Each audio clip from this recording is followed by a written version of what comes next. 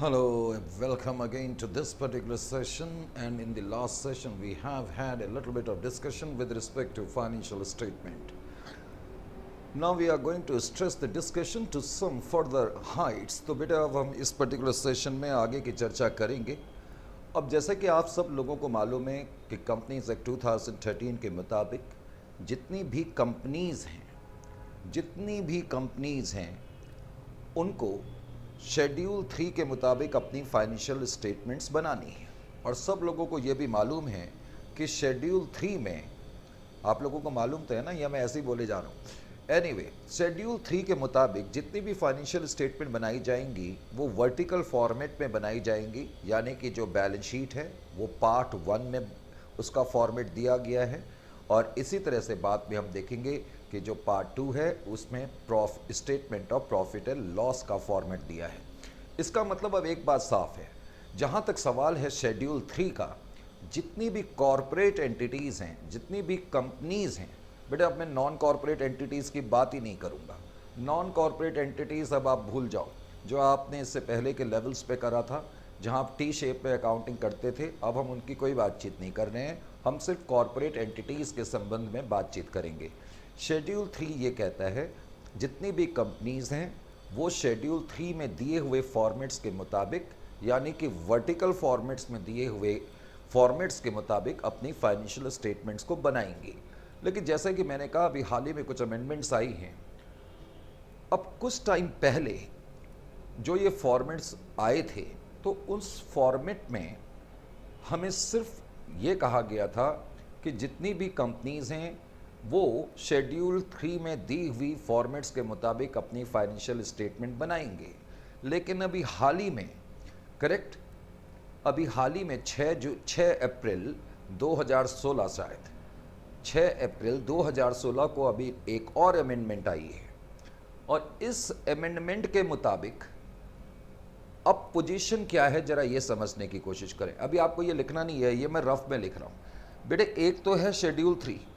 अच्छा, ये अभी आपको दिखाई नहीं दे रहा होगा. चलो मैं थोड़ी देर के लिए ऐसे करता हूँ, मैं इस फॉर्मेट पर आ जाता हूँ, ठीक है, ताकि आपको मैं दिखाई भी दूँ और मेरे को लिखने के लिए थोड़ी जगह भी मिल जाए. ठीक है बेटे. हाँ, अब मैं आपसे बातचीत भी कर रहा हूँ और मेरे सामने स्क्रीन में, आपने देखा होगा, नहीं तो स्क्रीन में जगह घिर जाती है, इसलिए मुझे स्क्रीन के सामने से हटना पड़ता है कई बार. एनीवे, अब ये शेड्यूल 3 है, करेक्ट. शेड्यूल 3 में इससे पहले क्या था, सिर्फ हमें फॉर्मेट दिया गया था एक पार्ट 1 में, एक पार्ट 2 में. पार्ट 1 में जो फॉर्मेट था वो बैलेंस शीट से रिलेटेड था. पार्ट 2 में जो फॉर्मेट था वो statement of profit and loss account से था. लेकिन जैसा कि मैंने कहा, 6 अप्रैल 2016 को अभी जो एक नई अमेंडमेंट आई है, इस नई अमेंडमेंट में एक प्रॉब्लम क्या हो गई है कि अब जो शेड्यूल 3 है वो क्या कहता है, ध्यान से सुने. जो शेड्यूल 3 है वो ये कहता है, ऑफ कोर्स शेड्यूल 3 पहले तो भूलना नहीं है सिर्फ कंपनीज़ के लिए है, करेक्ट. पहले भी कंपनीज़ के लिए था, अभी भी कंपनीज़ के लिए है. शेड्यूल 3 के मुताबिक जितनी भी कंपनीज़ हैं उनको अपनी स्टेटमेंट, अपनी फाइनेंशियल स्टेटमेंट्स बनानी है, इसमें कोई डाउट नहीं है. पर इसमें एक एडिशन क्या करी गई, ये जो अमेंडमेंट आया, एक एडिशन ये कर दी गई, अब एक डिवीज़न 1 है, एक डिवीज़न 2 है. सर ये क्या डिवीज़न हो गई, division 1, oh, division 1 and division 2. समझ में आ गया? आपकी स्क्रीन पर फ्लैश तो हो रहा है ना? हो रहा है, हाँ. तो डिवीज़न 1 और डिवीज़न 2. अब ध्यान ये रखना है, कोई भी कंपनी, अगर एक्स लिमिटेड नाम की कोई कंपनी है, क्या मैं उसकी फाइनेंशियल स्टेटमेंट को डिवीज़न 1 के मुताबिक बनाऊंगा या मैं उसकी फाइनेंशियल स्टेटमेंट को डिवीज़न 2 के मुताबिक बनाऊंगा? अब ये एक बड़ा क्वेश्चन है. तो मुझे पहले तो ये मालूम होना चाहिए कि अगर एक्स या वाई लिमिटेड की मुझे अकाउंटिंग करनी और फाइनेंशियल स्टेटमेंट्स बनानी है, तो पहले मुझे ये मालूम होना चाहिए कि एक्स लिमिटेड के ऊपर डिवीज़न 1 अप्लाई होगी या डिवीज़न 2 अप्लाई होगी. पहले तो मुझे ये मालूम होना चाहिए. यानी कि शेड्यूल 3 के अंदर अब जो फॉर्मेट्स गिवन हैं बैलेंस शीट के और statement of profit and loss account के, उसकी 2 डिवीजन्स हैं, एक डिवीज़न 1, एक डिवीज़न 2. अब ध्यान से मेरी बात को जरा समझना, ये अभी रफ वर्क है, अभी तुम्हारे काम की चीज़ नहीं है, सॉरी तुम्हारे काम की चीज़ तो है लेकिन मैं अभी बाद में लिखाऊंगा, पहले मैं जरा स्क्रीन को सेट आउट कर लूँ। हाँ जी, हम देखेंगे कि डिवीज़न 1 उन कंपनीज के ऊपर अप्लाई होगा,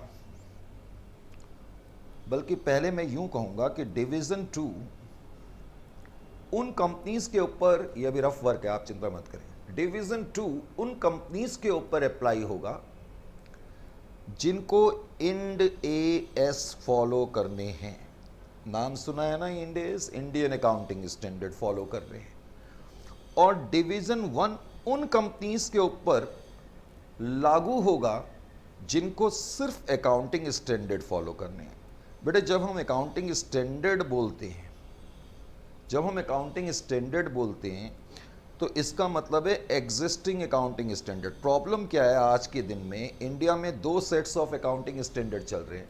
एक तो जो स्टैंडर्ड पहले से ही थे, जिनको कई लोग आईसीएआई अकाउंटिंग स्टैंडर्ड भी कहते हैं, इंडियन गैप्स भी कहते हैं, यानी कि जो हमारे पहले से अकाउंटिंग स्टैंडर्ड चले आ रहे थे उनको हम एग्जिस्टिंग अकाउंटिंग स्टैंडर्ड कहते हैं। तो जितनी भी कंपनीज हैं जिनको सिर्फ अकाउंटिंग स्टैंडर्ड फॉलो करने हैं वो तो डिवीज़न 1 के हिसाब से अपनी फाइनेंशियल स्टेटमेंट्स बनाएंगी, और जितनी भी कंपनीज हैं जिनको कि इंड एएस फॉलो करने हैं उनको डिवीज़न 2 के हिसाब से अपनी फाइनेंशियल स्टेटमेंट्स बनानी होंगी। बात समझ में आ गई या नहीं आ गई?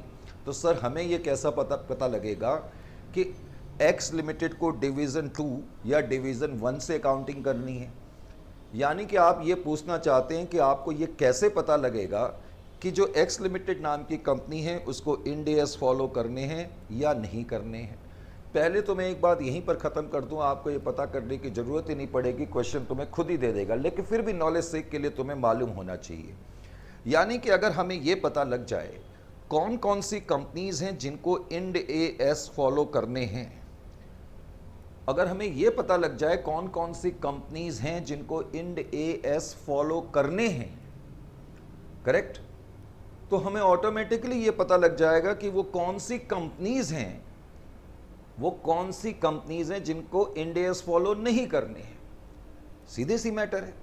तो आइए जरा थोड़ा सा हमें इसलिए ये जानना जरूरी है कि कौन सी वो कंपनीज हैं जिनको इंड एएस फॉलो करना जरूरी है। पहले तो ये बात आपकी समझ में आ रही है कि नहीं आ रही है?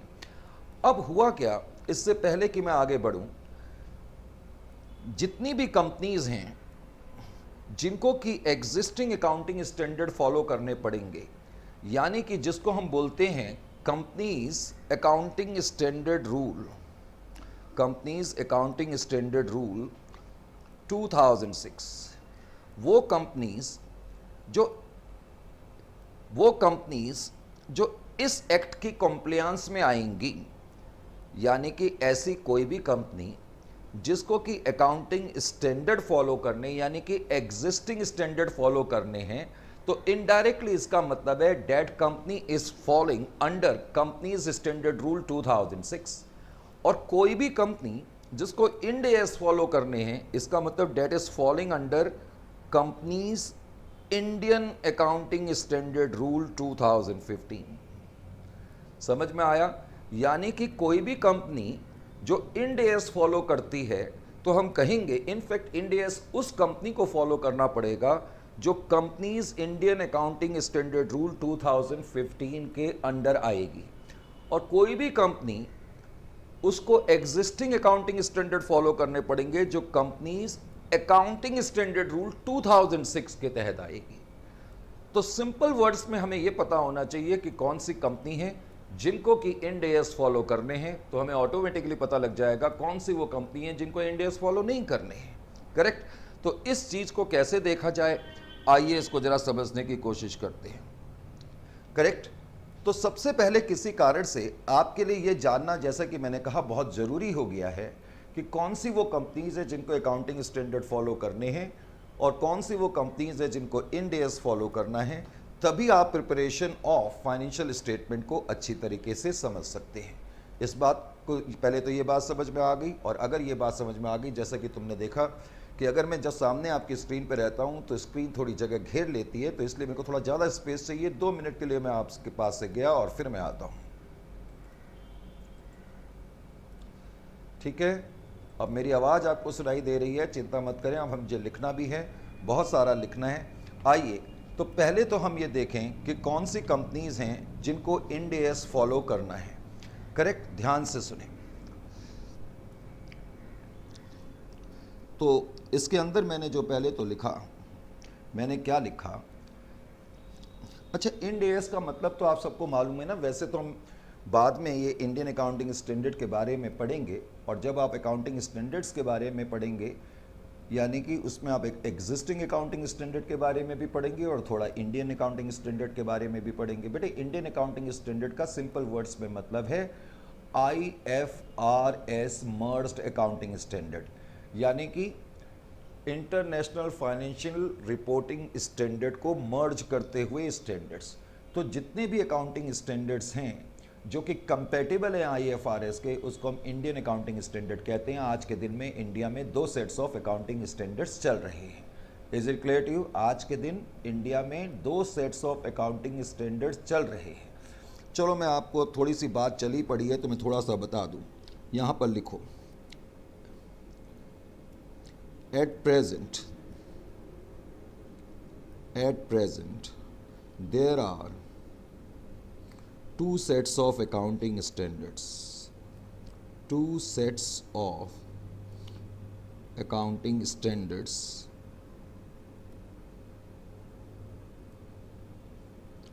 prevailing in India। आज के दिन में इंडिया में 2 सेट्स ऑफ अकाउंटिंग स्टैंडर्ड चल रहे हैं, प्रिवेलिंग इन इंडिया। कौन कौन से वो 2 सेट्स हैं? सेट 1 का जो ताल्लुक है वो है एग्जिस्टिंग अकाउंटिंग स्टैंडर्ड से। Existing accounting standards, existing accounting standards, existing accounting standards.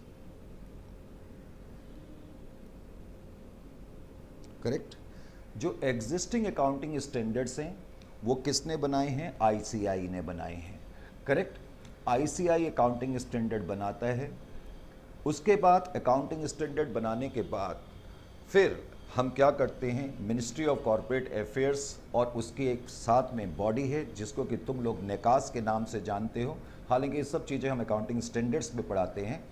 तो मैंने कहा ICI क्या करती है, अकाउंटिंग स्टैंडर्ड को बनाने के बाद फिर उस स्टैंडर्ड को बेसिकली जो नोटिफाई करा जाता है वो मिनिस्ट्री ऑफ कॉरपोरेट अफेयर्स करती है, लेकिन एट द सेम टाइम वो सलाह मशवरा करती है किससे? National advisory committee on accounting standard से। तो एक तो एग्जिस्टिंग अकाउंटिंग स्टैंडर्ड है। आज के दिन में एग्जिस्टिंग अकाउंटिंग स्टैंडर्ड 1 से लेके 29 तक इशू हो चुके हैं। इनफैक्ट 1 से लेके 32 तक इशू तो हो चुके हैं, लेकिन जो इफेक्टिवली नोटिफाइड हैं, इफेक्टिवली जो नोटिफाइड है, हकीकत तो ये है कि 1 से लेके 32 तक ये जो अकाउंटिंग स्टैंडर्ड इशू हुए थे, इसमें से अब अकाउंटिंग स्टैंडर्ड 6 ऑमिट हो चुका है। आपको मालूम ही होगा, जिसका ताल्लुक डेप्रिसिएशन से था। अकाउंटिंग स्टैंडर्ड 8 जिसका कि ताल्लुक रिसर्च से था, रिसर्च एंड डेवलपमेंट, वो बहुत पहले से ही ऑमिटेड है। यानी कि टोटल 32 में से 6 और 8 तो बिल्कुल ही ऑमिट है। उसके अलावा अकाउंटिंग स्टैंडर्ड 30, 31 और 32 नोटिफाइड नहीं है। तो हम कह सकते हैं 32 में से अगर आप 5 अकाउंटिंग स्टैंडर्ड हटा दो तो इफेक्टिवली इशूड केवल 27 अकाउंटिंग स्टैंडर्ड्स हैं। Is it clear to you? तो मैं लिख देता हूँ existing accounting standards. These standards, just knowledge से के लिए, these standards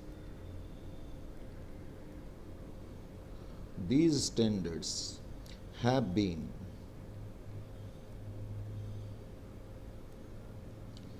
framed by ICAI and notified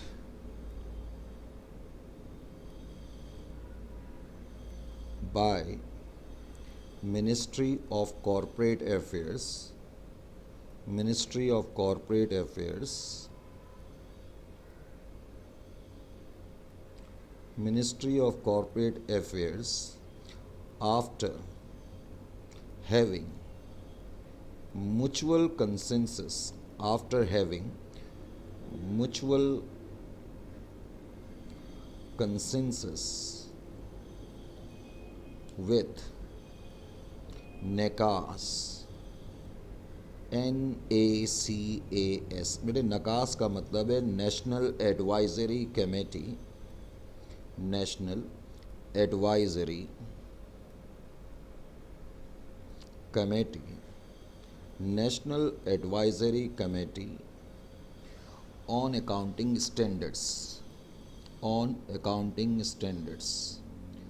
बेटे अभी तो इसका नाम national advisory committee on accounting standards है, लेकिन ऑनेस्टली स्पीकिंग आने वाले टाइम में इस बॉडी का नाम चेंज हो जाएगा।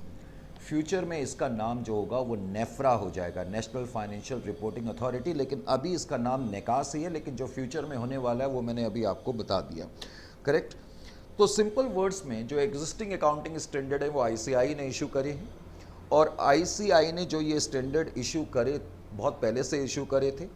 तो इन अकाउंटिंग स्टैंडर्ड को हालांकि कुछ टाइम पहले तक आईसीआई इशू करता था, फ्रेम करता था, बनाता था और नोटिफाइड भी खुद करता था, लेकिन पिछले कुछ टाइम से इनकी नोटिफिकेशन का अधिकार जो है, यानी कि ये स्टैंडर्ड नोटिफाइड तभी हो सकते हैं जब मिनिस्ट्री ऑफ कॉर्पोरेट अफेयर्स इनको कहेगी। नोटिफाइड का मतलब है कि किसी एंटिटी को स्टैंडर्ड तभी फॉलो करना होगा जब वो नोटिफाइड होगा। करेक्ट। जैसा कि मैंने कहा कि टोटल अभी तक 32 इशू हो चुके हैं, टोटल 32 इशू हो चुके हैं, ये टोटल इशूड है। जो एग्जिस्टिंग अकाउंटिंग स्टैंडर्ड है ये टोटल 32 इशूड है। Is it clear to you और नॉट? और 32 में से जैसा कि मैंने कहा अकाउंटिंग स्टैंडर्ड 6 ये डिलीट हो गया है, 8 ये बहुत पहले ही डिलीट हो चुका है। अकाउंटिंग स्टैंडर्ड 30, 31 और 32 ये नोटिफाइड नहीं है, नॉट नोटिफाइड। वैसे तो मैंने लिखा दिया ये नोटिफाइड नहीं है, लेकिन ये कभी ज़िंदगी भर अब नोटिफाइड नहीं होंगे, लेकिन मैंने इतना ही लिखा है नॉट नोटिफाइड। तो हम कह सकते हैं कि इफेक्टिवली 27 अकाउंटिंग स्टैंडर्ड नोटिफाइड हैं। Is it clear to you और नॉट? अब जैसा कि कुछ लम्हा पहले मैंने कहा कि all companies following under the purview of,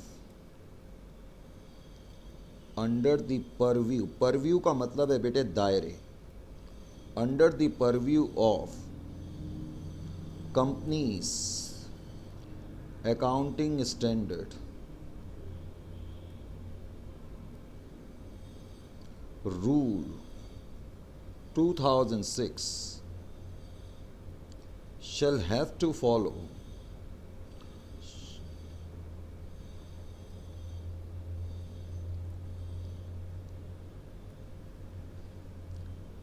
shall have to apply existing accounting standards, यानी कि अकाउंटिंग स्टैंडर्ड्स। बेटे जब मैं वर्ड अकाउंटिंग स्टैंडर्ड्स लिखता हूँ तो मेरा मतलब एग्जिस्टिंग अकाउंटिंग स्टैंडर्ड से होता है।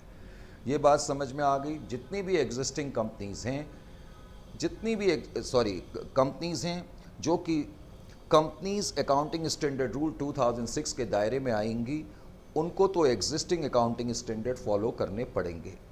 अब पिछले कुछ टाइम से इंडिया में और कुछ मजबूरियों के कारण एक दूसरा सेट भी आ गया है जिसको हम इंडियन अकाउंटिंग स्टैंडर्ड कहते हैं। तो इंडियन अकाउंटिंग स्टैंडर्ड्स जो हैं, जैसा कि मैंने कहा बेसिकली इंडियन अकाउंटिंग स्टैंडर्ड क्या हैं, तो Indian accounting standard simple words में वो स्टैंडर्ड हैं जो कि कन्वर्स्ड हैं इंटरनेशनल अकाउंटिंग स्टैंडर्ड से। बेटे एक तो इंटरनेशनल अकाउंटिंग स्टैंडर्ड्स है, और इंटरनेशनल अकाउंटिंग स्टैंडर्ड्स के अंदर वैसे दो चीज़ें आती है, एक तो इंटरनेशनल अकाउंटिंग स्टैंडर्ड, एक इंटरनेशनल फाइनेंशियल रिपोर्टिंग स्टैंडर्ड। जितने भी इंटरनेशनल स्टैंडर्ड हैं उनको हम दो हिस्सों में बांट सकते हैं, एक तो IAS इंटरनेशनल अकाउंटिंग स्टैंडर्ड, एक IFRS international financial reporting standard. इन दोनों को मिला के सिंपल वर्ड्स में हम IFRS कह देते हैं।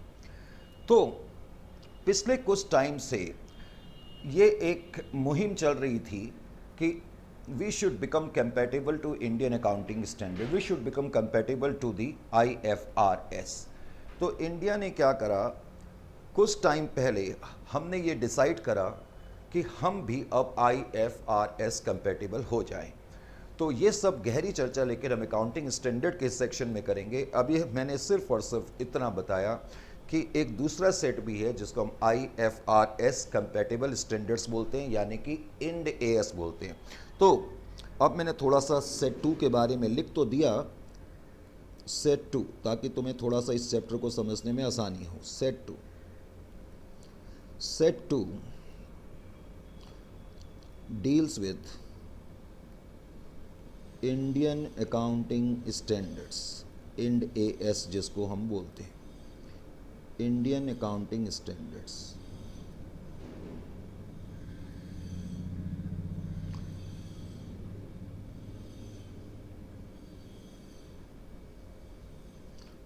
करेक्ट, जिसको कि हम शॉर्ट फॉर्म में इंड AS लिखते हैं। Correct, deals with Indian accounting standards. Ind AS are IFRS converged standards, converged standards।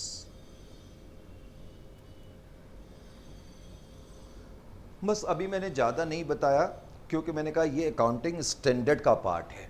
तो अभी तुम्हारे लिए सिर्फ जानना इतना काफ़ी है कि इंडिया में 2 सेट्स ऑफ अकाउंटिंग स्टैंडर्ड चल रहे हैं। अब दूसरी चीज़, सिंपल वर्ड्स में इंड AS वो स्टैंडर्ड हैं जो इंटरनेशनल अकाउंटिंग स्टैंडर्ड पर बेस्ड हैं। इसको सिंपल से सिंपल अल्फाजों में ये कहा जा सकता है। अब प्रॉब्लम ये है कि इंडिया में जितनी भी कंपनीज़ हैं, करेक्ट, अब इंडिया में जितनी भी कंपनीज़ हैं उन कंपनीज़ को इंडियन अकाउंटिंग स्टैंडर्ड भी फॉलो करने पड़ सकते हैं और या फिर उनको फॉलो करने पड़ सकते हैं एग्जिस्टिंग अकाउंटिंग स्टैंडर्ड। तो जो companies Indian accounting standard rule 2015 आया, करेक्ट, उसमें एक रोड मैप दिया गया कि किस तरीके से कंपनीज को इंड AS फॉलो करने पड़ेंगे। तो इसका मतलब है कि कोई भी कंपनी अगर companies Indian accounting standard rule 2015 के दायरे में आएगी तो उसको इंड AS फॉलो करने पड़ेंगे। Companies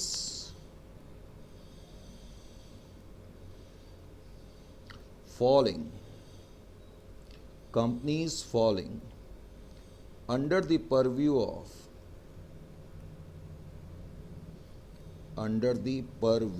of companies Indian accounting standard rule, Indian accounting standard rule 2015 shall have to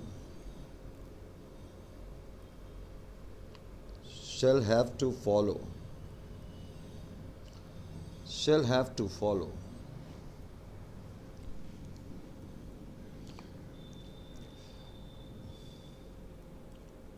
end AS।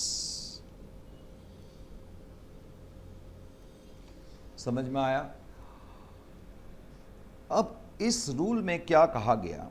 इस रूल में यह कहा गया कि 2016 और 17 का जो फाइनेंशियल ईयर है, यानी कि 2016-17 से आपको इंड AS फॉलो करना पड़ सकता है अगर आप एक ऐसी कंपनी हैं जो लिस्टेड हूँ या अनलिस्टेड हूँ, लेकिन आपका नेट वर्थ 500 करोड़ हो या उससे ज़्यादा हो।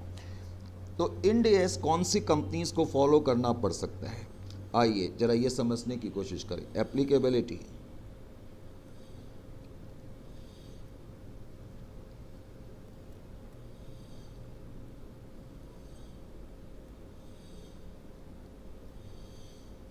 तो applicability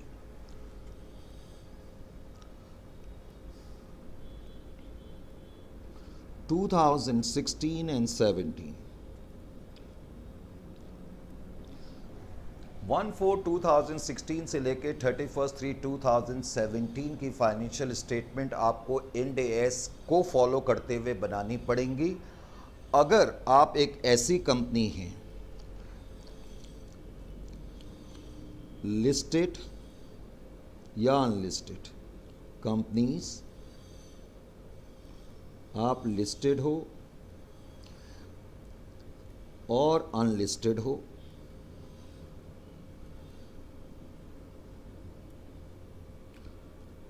having a net worth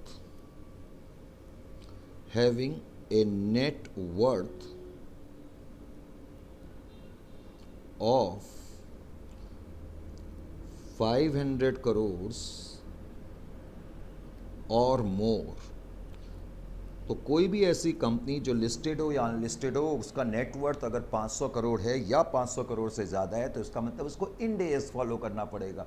और अगर इंड एस फॉलो करना पड़ेगा तो उसको डिवीजन 2 के हिसाब से अपनी फाइनेंशियल स्टेटमेंट्स बनानी पड़ेंगी। That was the point at the time which I was stressing, correct. इसी तरीके से फिर ये जो रूल आया था, मैं उस रूल की बात कर रहा हूँ, इंडियन अकाउंटिंग स्टैंडर्ड रूल 2015। फिर उसमें ये कहा गया कि 2017 और 18 से, करेक्ट, 2017 और 18 से आपको इंड एस फॉलो करना पड़ेगा। अगर आप अनलिस्टेड कंपनी हैं, करेक्ट, पहले तो आप लिखो अगर आप लिस्टेड कंपनी हैं, करेक्ट, आप लिस्टेड कंपनी हैं,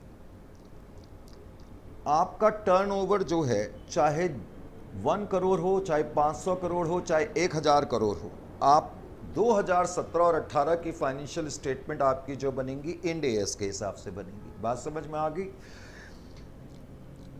लेकिन अगर आप अनलिस्टेड कंपनी हो तो आपको इंड एस तभी फॉलो करना पड़ेगा 17 और 18 से। Unlisted company having net worth of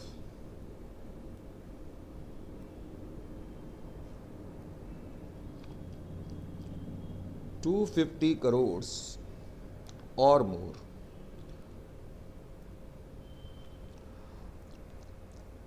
अगर आपका नेट वर्थ 250 करोड़ से ज़्यादा है, सपोज मैं 2016 और 17 में हूँ और मैं एक अनलिस्टेड कंपनी हूँ और मेरा नेट वर्थ 300 करोड़ का है।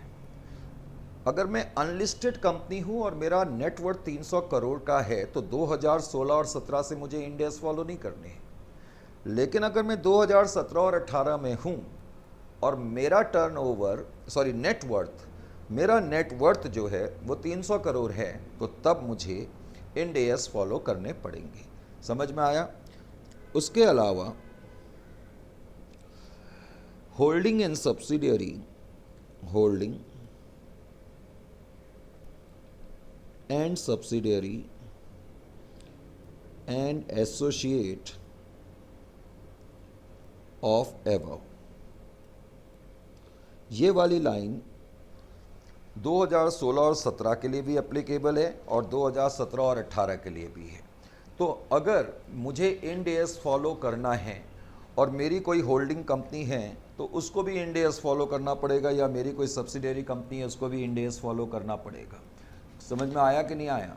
अब ये जो रूल आया, इस रूल के मुताबिक एक और पॉइंट क्या कहा गया, एक और पॉइंट क्या कहा गया, जरा ये भी देखें।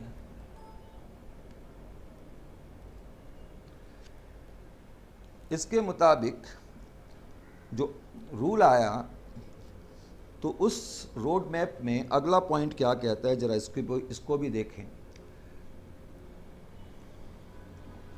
2017 और 18 तो मैंने लिख दिया था, अब 2018 और 19 लिख दें।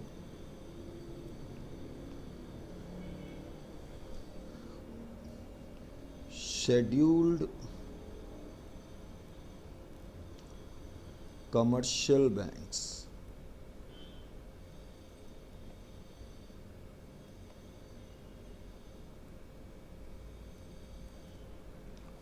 अगर आप एक कमर्शियल बैंक हैं या आप कोई इंश्योरेंस कंपनी है,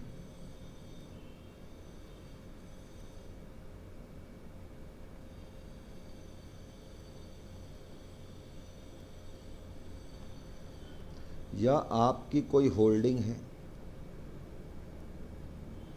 या सब्सिडियरी है या आपकी कोई एसोसिएट कंपनी है, तो आपको भी इंड एस फॉलो करने पड़ेंगे। समझ में आया? 2018 और 19 से जितने भी कमर्शियल बैंक्स हैं, हालांकि इसमें रूरल बैंक शामिल नहीं हैं, रीजनल रूरल बैंक शामिल नहीं हैं, लेकिन जितने भी कमर्शियल बैंक्स हैं, जितनी भी इंश्योरेंस कंपनी हैं, उनको भी इंड एस फॉलो करने हैं। उसके अलावा 2018 और 19 में ही एक चीज़ और कही गई है। वो क्या कही गई है ज़रा मैं बता दूं यहाँ पर। 2018 और 19, एक बार बेटे मैंने फिर लिख दिया। ये जो बात कही गई है ये NBFC से कही गई है। बेटे NBFC का मतलब होता है नॉन बैंकिंग फाइनेंस कंपनी। आपको मालूम है ना, नॉन बैंकिंग फाइनेंशियल कंपनी जो बैंकिंग की तरह होती हैं, जो बैंकिंग का बिजनेस करती तो हैं लेकिन टेक्निकली वो बैंक्स नहीं होती। जैसे कोटक महिंद्रा ग्रुप है, ये क्या है? ये नॉन बैंकिंग फाइनेंशियल कंपनी है, करेक्ट। तो ये बैंकिंग का बिजनेस तो करती हैं लेकिन ये बैंकिंग कंपनी नहीं होती हैं, करेक्ट, या ये प्रॉपर बैंक्स नहीं होते हैं। तो जितनी भी NBFCs हैं, NBFCs having net worth of more than 500 crore. इतना डिटेल में आपको जाने की जरूरत नहीं है, लेकिन जस्ट अब बात चल पड़ी तो मैंने बता दिया। Having a net worth of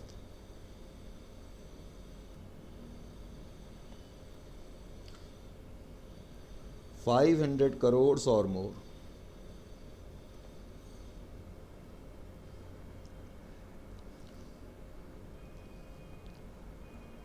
आपकी कोई होल्डिंग कंपनी है या आपकी कोई सब्सिडियरी कंपनी है या आपकी कोई एसोसिएट कंपनी है, तो अगर आप एक नॉन बैंकिंग फाइनेंशियल कंपनी हैं और आपका टर्नओवर 500 करोड़ है या उससे ज़्यादा है, तो 2018 और 19 से आपको इंड एस फॉलो करने पड़ेंगे। समझ में आया? और एक लास्ट चीज़ आ गई है, जहाँ इतनी लिख ली है तो उसको भी आप लिख ही लें, और वो है 2019 और 20 से ताल्लुक़ रखता हुए रोड मैप की कहानी। इसमें भी NBFCs के बारे में लिखा गया है, करेक्ट। और क्या लिखा गया है कि ऑल लिस्टेड कंपनीज, यानी कि all listed NBFCs, all unlisted NBFC having net worth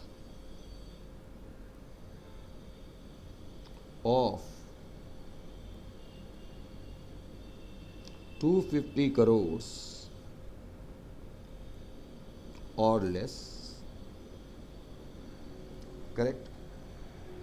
तो बेटे हमें ये पता लग गया कि कौन सी कंपनीज हैं जो इंड एस के दायरे में आएंगी और कौन सी कंपनीज हैं जो इंड एस के दायरे में नहीं आएंगी। अब हमें ये चीज़ों की जानकारी तो पूरी हो चुकी है ना, समझ में आ गया कि नहीं आ गया? थोड़ा सा मैं आपके सामने आ जाता हूँ, नहीं तो आपको लगेगा सर कहाँ चले गए। लीजिए जी, ये लो। हाँ जी, तो बेटे हमने देख लिया कौन सी कंपनीज है जिनको इंड एस फॉलो करने हैं। समझ में आया? यानी कि बेसिकली इंड एस फॉलो करने की जिम्मेदारी कंपनीज के ऊपर है 16 और 17 से, प्रोवाइडेड अगर वो companies Indian standard rule, companies Indian accounting standard rule 2015 में दिए हुए रोड मैप के दायरे में आती हैं। अगर आपका टर्नओवर 500 करोड़ से ऊपर है और तो इसका आप लिस्टेड कंपनी है या अनलिस्टेड कंपनी, तो आपको इंड एस फॉलो करने पड़ेंगे 2016-17 से, नहीं तो 17 और 18 से तो आप लिस्टेड कंपनी हैं, सिर्फ इसीलिए आपको इंड एस फॉलो करने पड़ेंगे। तो सिंपल वर्ड्स में मैं कहना चाहता हूँ, जितनी भी कंपनीज हैं या अब उनको दो कैटेगरीज में बांटा जाएगा, या तो वो आएंगी इंड एएस के दायरे में और या वो आएंगी अकाउंटिंग स्टैंडर्ड के दायरे में। हालांकि हम अकाउंटिंग लैंग्वेज में इसको ऐसे बोलेंगे कि जितनी भी कंपनीज हैं या तो वो आएंगी companies Indian accounting standard rule 2015 के दायरे में, या वो आएंगी कंपनीज अकाउंटिंग स्टैंडर्ड रूल 2006 के दायरे में, और उसके हिसाब से उनको अपनी फाइनेंशियल स्टेटमेंट्स बनानी पड़ेंगी। Is it clear to you और नॉट? समझ में आ गया? तो जो फाइनेंशियल स्टेटमेंट हैं किसी भी कंपनी को डिपेंड करता है कि डिवीज़न 1 या डिवीज़न 2 अडॉप्ट करनी है, तो वो अपने आप में डिपेंड करता है इस बात पर कि क्या उन्हें इंड एएस फॉलो करने हैं या एग्जिस्टिंग अकाउंटिंग स्टैंडर्ड फॉलो करने हैं। जाहिर है पहले हम बात करेंगे उन कंपनीज की जो डिवीज़न 1 से रिलेशन रखेंगी, यानी कि ऐसी कंपनी जो basically accounting standard existing accounting standard follow करेंगी, यानी कि कंपनीज अकाउंटिंग स्टैंडर्ड रूल 2006 के दायरे में आएंगी। Is it clear to you? तो इसका मतलब है कि जो शेड्यूल 3 में डिवीज़न 1 है ये उन कंपनीज के ऊपर अप्लाई करेगी जो कि कंपनीज अकाउंटिंग स्टैंडर्ड रूल 2006 के दायरे में आएंगी। यहाँ तक किसी तरह की कोई प्रॉब्लम तो नहीं है? पक्का नहीं है? सोच लें, परख लें, और अगर यहाँ तक प्रॉब्लम नहीं है तो आपकी इजाज़त हो तो फिर हम अपनी चर्चा को आगे बढ़ाएंगे। ठीक है, लेकिन आगे बढ़ाने के लिए थोड़ा सा हमें इंतज़ार करना पड़ेगा। तो अभी हम नेक्स्ट सेशन में मिलते हैं।